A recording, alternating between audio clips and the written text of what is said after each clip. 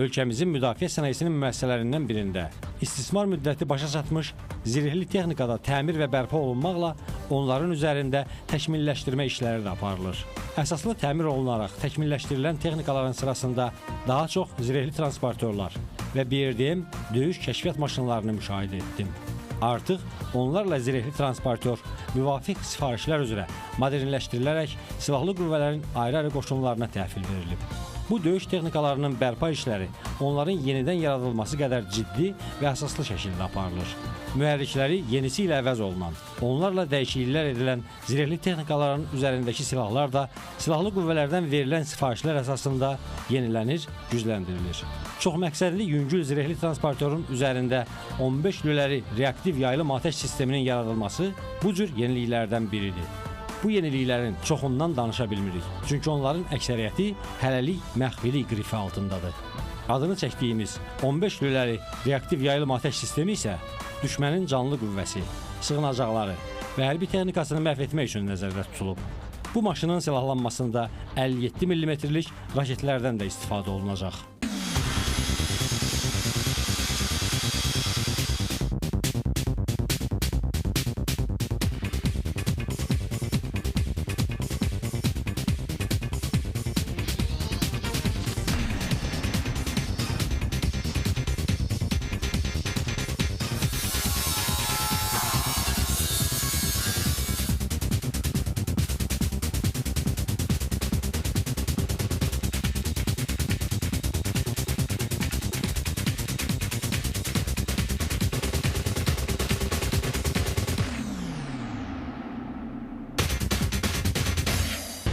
Bu texnikalar Sovet dönəmində Azərbaycan ordusunda qalan texnikalardır.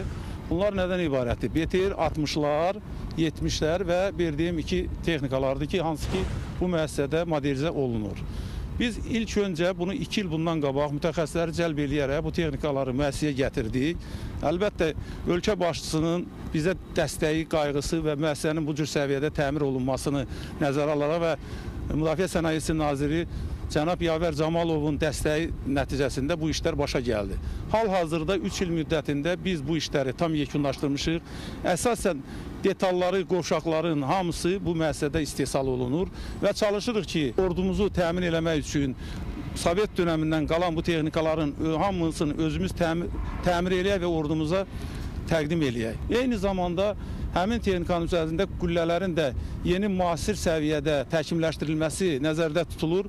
Bizim bir çox xarici dövlətlərlə də əməkdaşlığımız var və bizim mütəxəssislər daima bu əməkdaşlığı davam etdirir və eyni zamanda müasir texnologiya malik olan həmin qüllələrin alınması istiqamətində işlər görür. Hal-hazırda 20 mm-lik top, 23 mm və 30 mm-lik top istiqamətində işlər artıq yekunlaşdırıb.